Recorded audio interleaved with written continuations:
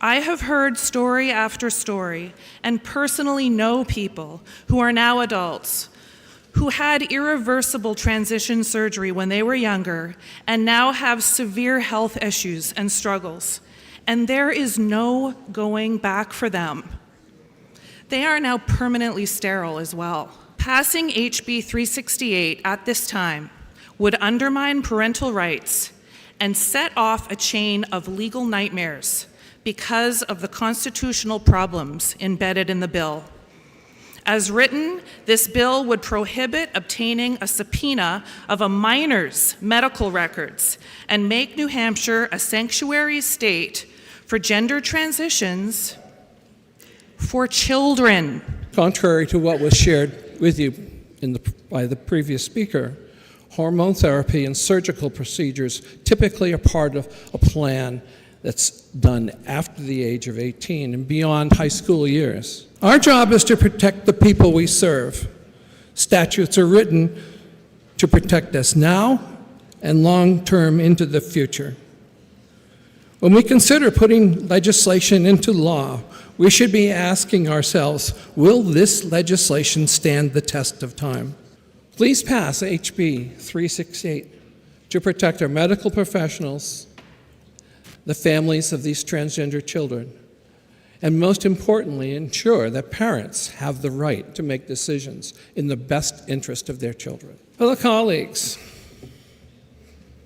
you suspect that your child is expressing cross-gender tendencies and is suffering from a gender dysphoric condition.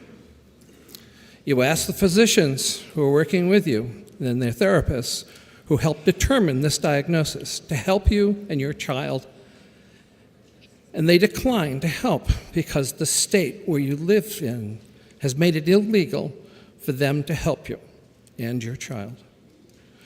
Doing so would be considered child abuse, and the state could potentially take your child away. So you search the internet looking for a state and medical professionals to help you provide the care for your child. So what medical services are they really looking for? The World Professional Association for Transgender Health, or commonly referred to as WPATH, has defined the standards of care for transgender people, young and old, and they've been updating these standards for the past 40 years. As new knowledge and medical techniques are introduced, they adjust the recommendations they make. For people under the age of 18, the first thing that is provided is therapeutic counseling and psychotherapy sessions. These medical professionals help the child express what they are thinking about as far as their gender is concerned. This allows them to determine if the child is actually experiencing gender dysphoria symptoms or if they are just in need of counseling.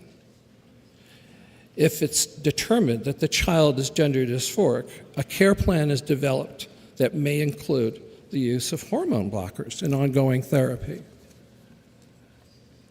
Hormone blockers can only be issued under the care of an endocrinologist or knowledgeable physician.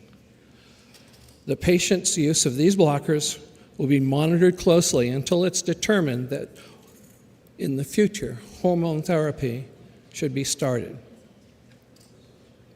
The plan may also allow the child to start expressing themselves as the gender they identify by wearing clothing, hairstyles, makeup, etc., associated with their gender, as well as the use of gender-appropriate name.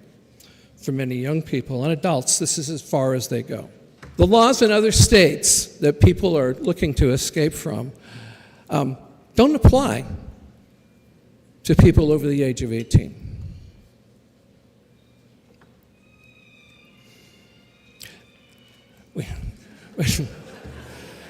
New Hampshire does have many medical professionals and specialists who understand how to care for children suffering from gender dysphoria. They are open to working with any patient and family from anywhere. We even have a transgender healthcare clinic in Dartmouth Hitchcock Hospital, where families and patients from the surrounding states come for care. When I first introduced this bill, it was intended to protect the families seeking care for their children. They are afraid that medical care information might be shared with the governing bodies of the state of their residence, where their actions, even from outside their state, would be considered child abuse. This bill would block the sharing of medical treatment information if that information could be used to prosecute those families in other states.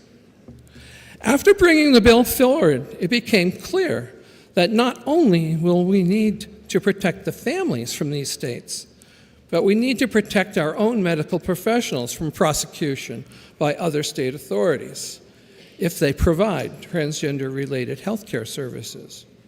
That couldn't happen here, could it? On November 17, 2023, the Attorney General's Office of the state of Texas issued a civil investigative demand to the Seattle Children's Hospital in Seattle, Washington, seeking documentation associated with transgender care provided to families who moved out of the state of Texas to Washington. The state of Washington has already passed a law to block the sharing of information demanded by the state of Texas. House Bill 368 will do the same thing to protect New Hampshire healthcare facilities and staff. Please pass HB 368 to protect our medical professionals, the families of these transgender children, and most importantly, ensure that parents have the right to make decisions in the best interest of their children. Thank you.